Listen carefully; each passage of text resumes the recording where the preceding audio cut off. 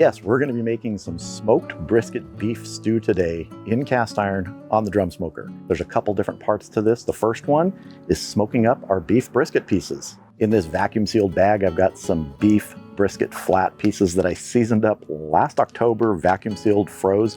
Just thawed it out last night. Let's get it open. Oh man, that smells good already.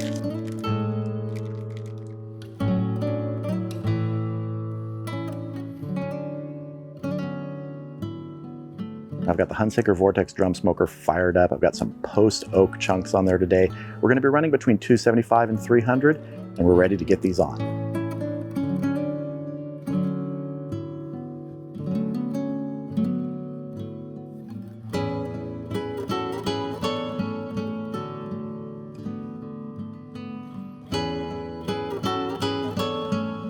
So now I'm going to let those pieces go for about 2 hours. We'll probably take a look at them in about an hour. But I just want to get some good smoke on them because we're going to be finishing them as a stew in a cast iron Dutch oven. That's where they're really going to finish tenderizing with all the other ingredients. Now, if you're doing something like this, especially on a drum smoker where you've got the lid open and dumping oxygen in there and you're worried about your fire getting too hot, just put them on the rack outside the drum smoker, then lift them and put them in there.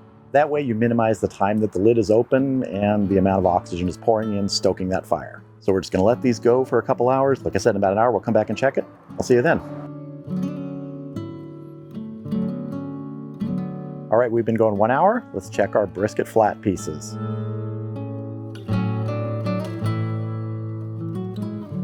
Those are looking really, really good. Now these are not going to be tender, but I just want to do a little tenderness check here. Not feeling good after an hour. So those are coming along nicely, but I want to give them another hour to soak in some more of that smoke flavor. And then we'll get them in our cast iron Dutch oven with our other ingredients and build our smoked brisket beef stew. So I'll see you back here in about an hour.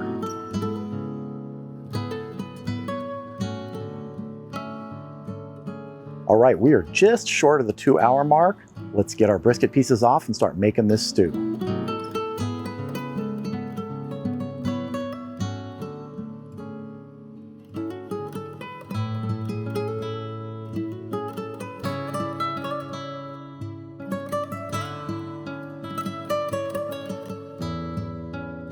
As you saw, I lowered the rack to the 3rd position in the Hunsaker. That will allow plenty of room for our cast iron Dutch oven.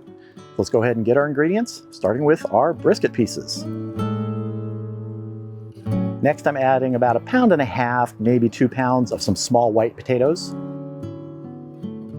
a cup of chopped and peeled baby carrots, 2 cloves of garlic that I've cut in half, a cup of some red pearl onions,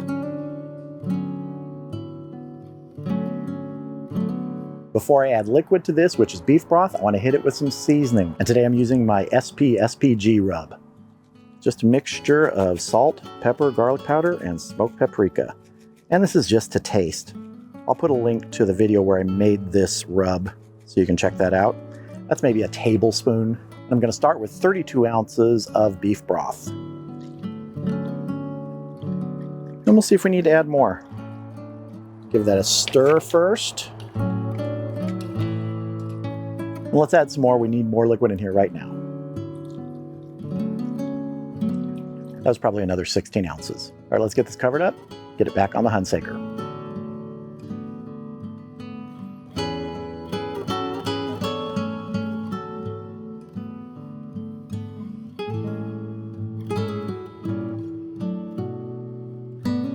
We're gonna let that go for 2 hours and then we'll give it a check. All right, we've been going for 2 hours in the cast iron. About an hour ago, I actually raised the grate level to position 2. I realized we didn't need to be all the way down to position 3. Position 2 is deep enough in the Vortex smoker. And one of the nice things about it is there are 5 levels in the Hunsaker Vortex smoker. Really nice to be able to adjust things like that. It also makes it a little easier to see down into the cast iron right now when we check this stew.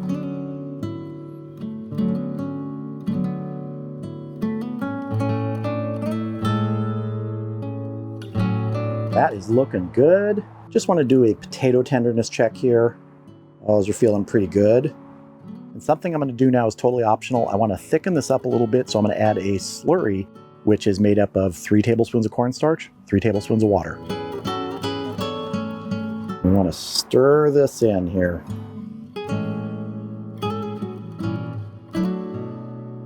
will just help it thicken up a little bit. I don't like a super thick stew like a gravy, but a little bit more than this. And I'm going to leave that uncovered in there now for about another 30 to 45 minutes. All right, we've been going another 45 minutes uncovered now. Let's check our stew. Oh yeah. Let's give this a stir.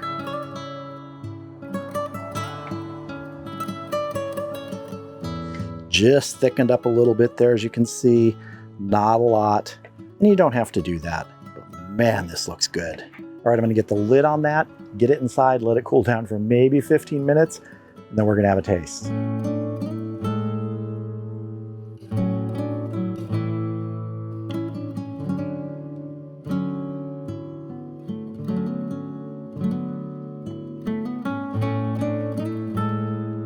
So here is a bowl of our smoked brisket beef stew.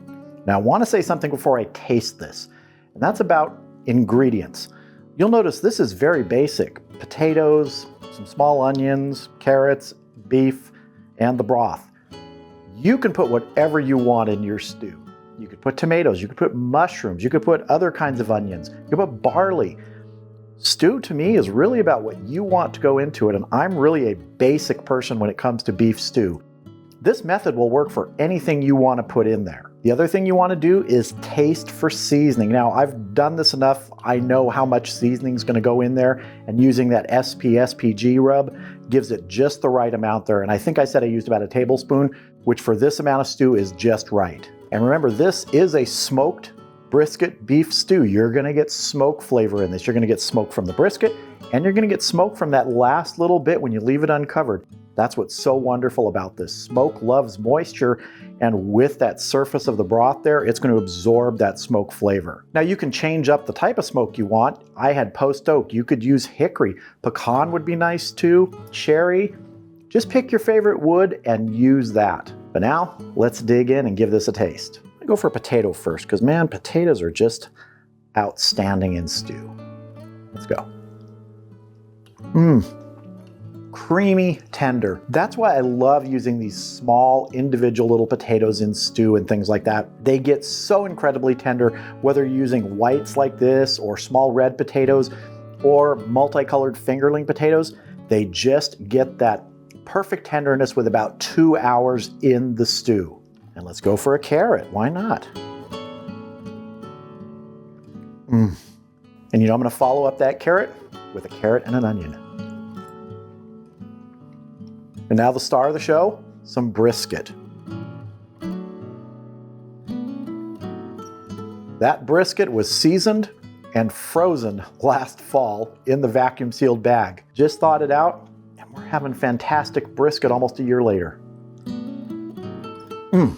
If you're gonna do that, if you're gonna season the brisket or any sort of beef ahead of time, just pick your favorite rub. The rub I used for this brisket all those many months ago was the Chop House beef rub from Mad Moose Barbecue.